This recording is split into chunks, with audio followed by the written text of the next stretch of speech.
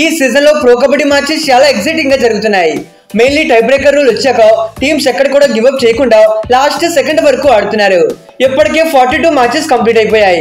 కొన్ని teams consecutive గా గెలుస్తూ bullet trains లో దూసుకుపోతుంటే మరికొన్ని టీమ్స్ ప్యాసింజర్ ట్రైన్స్ లో ఎప్పుడో ఒకప్పుడు గెలుస్తున్నారు. దీన్ని పక్కన పెడితే లాస్ట్ సీజన్ వరకు ఒక టీం క్వాలిఫై అవ్వాలి అంటే వాళ్ళకి యావరేజ్ గా 60 to 70 పాయింట్స్ రావాలి. అంటే ఎలా లేదన్నా 10 నుండి 12 మ్యాచెస్ గెలవాలి. కానీ ఈ సీజన్ లో అలా కాదు కదా, మ్యాచెస్ ని 22 నుండి 18 కి తగ్గించారు. దానికి తోడు ప్లే ఆఫ్ క్వాలిఫికేషన్ టీమ్స్ ని కూడా పెంచారు.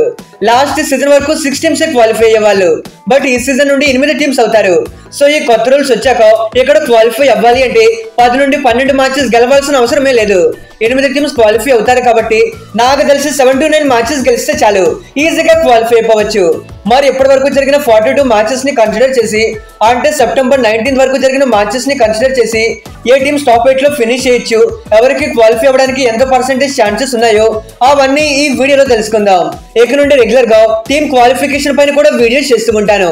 మీరు సబ్స్క్రైబ్ కొడితే కొత్త కంటెంట్ తీసుకొస్తూనే ఉంటా. ఇంకా లేట్ ఎందుకు మామా, ఇప్పుడే సబ్స్క్రైబ్ కొట్టేసే ఈ ప్రో కబడ్డీని కలిసి సెలబ్రేట్ చేసుకుందాం. Now let's get started. Firstly Dabangg Delhi విషయానికి వస్తే వీళ్ళకి ఏ బాధ లేదు. 6 మ్యాచ్లు ఆడితే 6 గెలిచి సెకండ్ పొజిషన్ లో ఉన్నారు. అసలు ఈ సీజన్ లో వీళ్ళని కొట్టిన టీమే లేరు.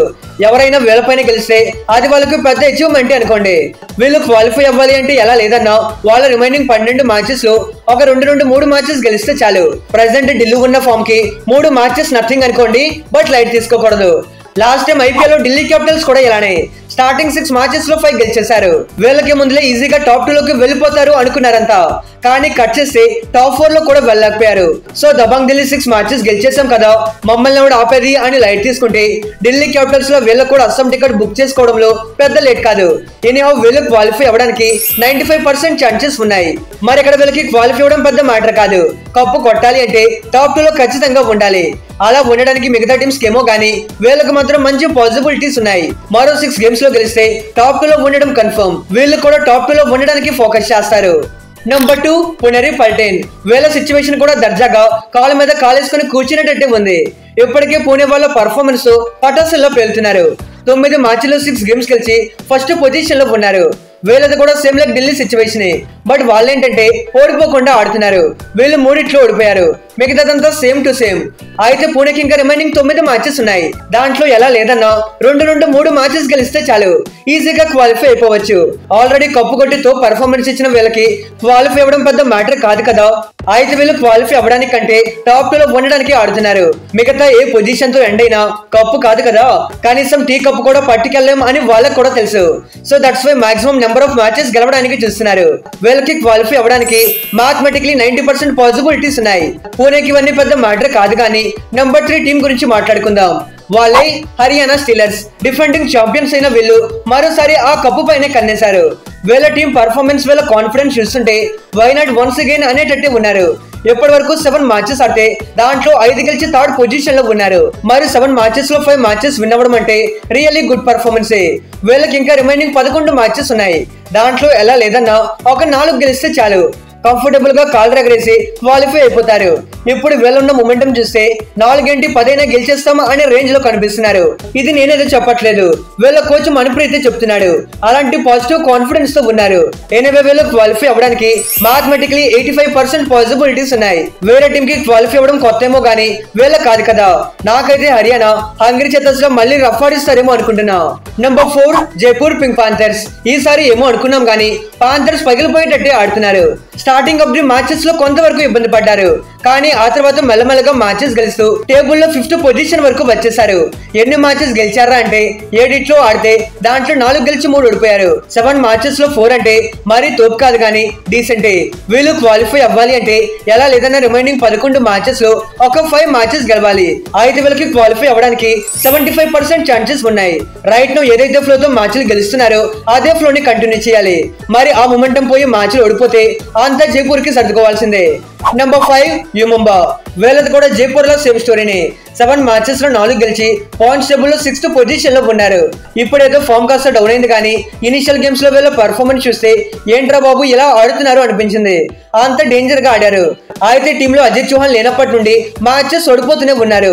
అతను ఉన్నప్పుడు వీళ్ళ పర్ఫార్మెన్స్ రాకెట్ లా వెళ్ళిపోయింది. అతను లేనప్పుడే కిందకు పడిపోయింది. అలాంటిది అజిత్ చౌహాన్ లేకుండా వీళ్ళు ఛాంపియన్షిప్ కొట్టాలి అంటే ఇక కొట్టినట్టే. ఇంకా ఎనీహౌ వీళ్ళకి రిమైనింగ్ 11 మ్యాచెస్ ఉన్నాయి. దాంట్లో ఎలా లేదన్నా అట్లీస్ట్ 5 మ్యాచెస్ డెఫినెట్లీ గెలవాలి.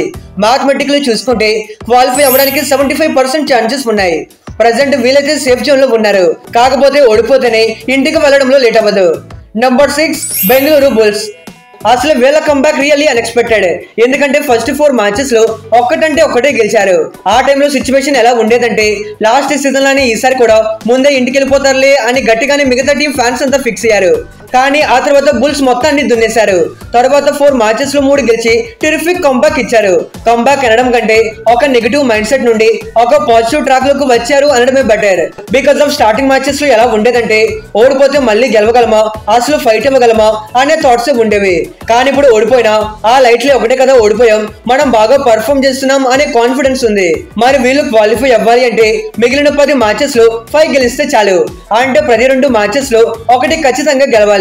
మ్యాథమెటికలీ 60% పాసిబిలిటీస్ ఉన్నాయి. టాప్ 8 లో ఉండాలి అంటే ఇది చాలు. అంతేగాని టాప్ 2 పైన పెద్ద ఆశలేమీ పెట్టుకోకూడదు. ఎందుకంటే అక్కడి వరకు వెళ్ళాలంటే ఎలా లేదన్నా మరో 7 to 8 మ్యాచెస్ గెలవాలి. బెంగళూరు ఇప్పుడున్న సిచ్యువేషన్ లో వాళ్ళ ఫోకస్ అంతా టాప్ 8 లోనే ఉండాలి. మొత్తానికి లాస్ట్ ఇయర్ 2 మ్యాచెస్ గెలిచిన రికార్డ్ అయితే బ్రేక్ చేశారు. Number 7 Telugu Titans. ఈ సీజన్ లో మనలో పర్ఫార్మెన్స్ అంతా అయోమయం. ఒక్కొక్కసారి వీళ్ళకంటే తోప్ టీం మరి ఎవరూ లేరు అనిపిస్తుంటుంది. అంత బాగా ఆడేస్తుంటారు. ఒక్కొక్కసారి వీళ్ళకంటే వరస్ట్ టీం కూడా ఎవరూ లేరు అనిపిస్తుంటుంది. బికాజ్ లాస్ట్ సెకండ్ లో దొబ్బెట్టేసుకుంటారు కాబట్టి, గెలవాల్సిన మ్యాచెస్ లో ఓడిపోతున్నారు కాబట్టి ఫ్యాన్స్ కి కొంత ఫ్రస్ట్రేషన్ అయితే ఉంటుంది. దాన్ని పక్కన పెడితే లాస్ట్ మ్యాచ్ లో ఎగనిస్ట్ తమిళ తలైవర్స్ పైన టాప్ లెవెల్స్ పర్ఫార్మెన్స్ ఇచ్చారు. ఈ సీజన్ లో మనోళ్ళైతే సగం మ్యాచెస్ ఆడేశారు. 9 మ్యాచెస్ ఆడితే దాంట్లో 4 గేమ్స్ గెలిచి పాయింట్స్ టేబుల్ లో 4th పొజిషన్ లోకి దూసుకొచ్చేశారు. అయితే మీరు అనుకోవచ్చు పాయింట్స్ టేబుల్ లో 4th పొజిషన్ లో ఉన్న టీం ని ర్యాంకింగ్ లో 7th ప్లేస్ లో ఎందుకు పెట్టావనేసి. ఆఫ్ కోర్స్ మిగతా టీమ్స్ తో చూసుకుంటే టైటన్స్ ఇప్పటికే ఎక్కువ మ్యాచెస్ ఆడేశారు. గెలిచింది కూడా 4. అయితే టైటన్స్ ఓడిపోయిన 5 మ్యాచెస్ లో ఎక్కడ కూడా దారుణంగా ఓడిపోలేదు. ఒక్క పూణే మీదే 6 పాయింట్ డిఫరెన్సెస్ తో ఓడిపోయారు. అదే మనలోకి బిగ్ లాస్. మిగతావన్నీ లాస్ట్ సెకండ్ వరకు తెచ్చి ఓడిపోయినవి. ఇన్ ఫ్యాక్ట్ 3 గేమ్స్ లో ఈజీగా గెలవాల్సింది. అంటే అంత క్లోజ్ గా తెచ్చుకున్నారు. మరి దారుణంగా ఓడిపోకుండా ఎంత దగ్గర మ్యాచెస్ లో ఓడిపోతున్నారు కాబట్టి మనోళ్ళ పర్ఫార్మెన్స్ పైన కూడా మనం ఏం క్రిటిసైజ్ చేయలేం.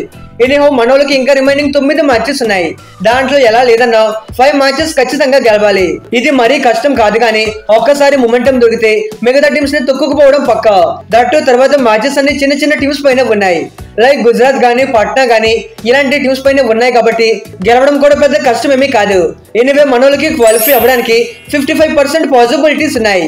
నెంబర్ 8 తమిళ తలైవర్స్. మిగతా టీమ్స్ అన్ని 7-8 మ్యాచెస్ ఆడేశారు. కొన్ని టీమ్స్ అయితే 9 మ్యాచెస్ వరకు ఆడేశారు. కానీ వీళ్ళు మాత్రం ఇప్పటి వరకు జస్ట్ 6 మ్యాచెస్ ఆడారు. ఒక రకంగా వీళ్ళకి ఇది అడ్వాంటేజ్. మ్యాచ్ కి మధ్య గ్యాప్ దొరుకుతుంది కాబట్టి వీళ్ళు కూడా స్ట్రాటజీస్ ని రీబిల్డ్ చేసుకుంటారు. అవన్నెందుకు వీళ్ళ పర్ఫార్మెన్స్ గురించి మాట్లాడుకుందాం అంటారా? అక్కడికే వస్తున్నా. ముందు చెప్పినట్టు 6 మ్యాచెస్ లో ఆడిన తమిళ్ దాంట్లో 3 గెలిచి వాళ్ళ తడాకా చూపించారు.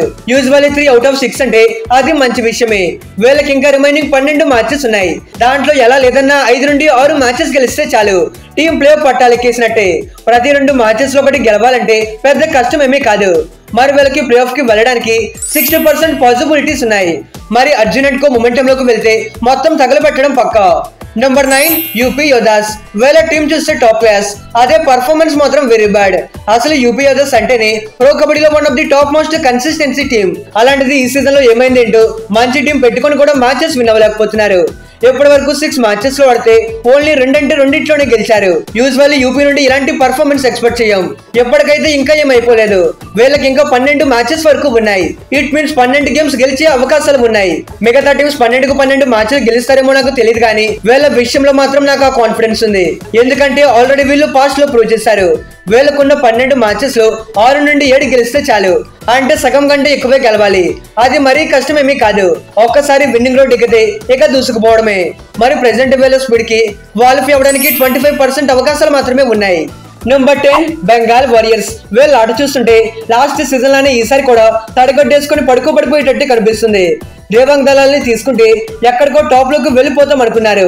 ఇక్కడ నిజంగానే రేట్ పాయింట్స్ తో దేవాంగ్ టాప్ లోకి వెళ్ళిపోతున్నాడు. బట్ బై మిస్టేక్ బెంగాల్ ని పట్టుకెళ్ళడం మర్చిపోయాడు. అందుకే లాస్ట్ పొజిషన్ లో ఫస్ట్ రావడం కోసం కొట్టుకుంటున్నారు. ఇప్పటి వరకు 7 మ్యాచెస్ లో ఓన్లీ 2 గెలిచారు. అది కూడా ఎప్పుడో స్టార్టింగ్ మ్యాచ్ లో ఒకటి గెలిచారు. ఆ తర్వాత మధ్యలో ఎప్పుడో ఒకటి గెలిచారు. మళ్ళీ ఎప్పుడు గెలుస్తారో తెలియదు. అలా ఉంది వారియర్స్ పరిస్థితి.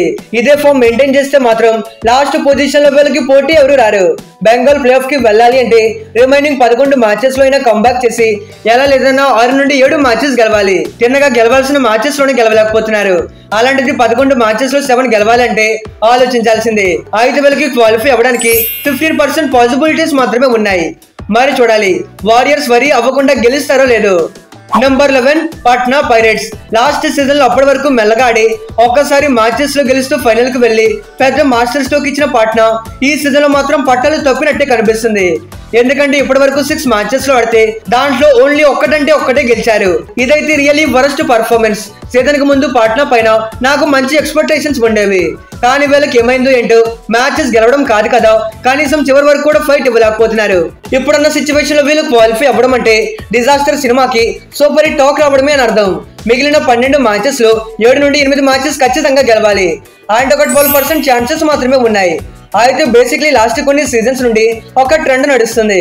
అదేంటంటే ఫైనల్లో ఓడిపోయిన టీం నెక్స్ట్ సీజన్ లో ఛాంపియన్స్ అవుతూ ఉంటారు. ఈ ట్రెండ్ బ్రేక్ చేయాలి అనే గట్టి సంకల్పం పాట్నా పెట్టుకున్నారేమో గానీ ట్రోఫీ కాదు కదా, కనీసం 10th ప్లేస్ కోసమైనా కష్టపడే ఆలోచన లేదనుకుంటా. హోప్ఫుల్లీ కంబ్యాక్ ఇవ్వాలని కోరుకుందాం. Number 12 Gujarat Giants. Basically Gujarat ఎంత మంచి టీమో మనందరికీ తెలిసిందే.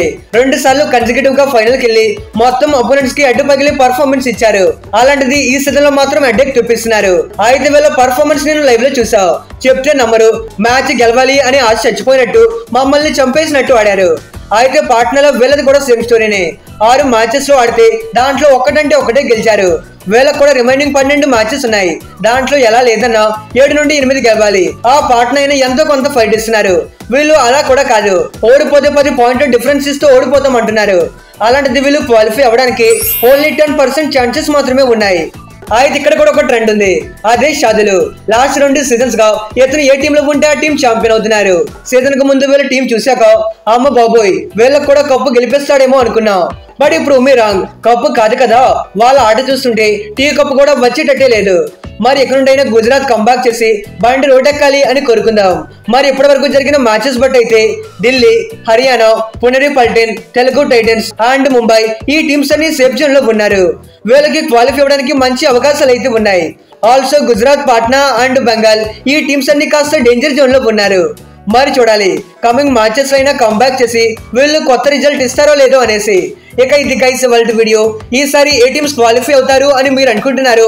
Let me know in the comments. ఇలాంటి వీడియోస్ ఏవి మీరు మిస్ అవ్వకూడదు అనుకుంటేనే కొట్టేమవ్వ ఇప్పుడే సబ్స్క్రైబ్ కొట్టేసేయి. ఆల్సో పక్కనే ఉన్న బెల్ ని కూడా కొట్టే. Okay friends, bye, thanks for watching.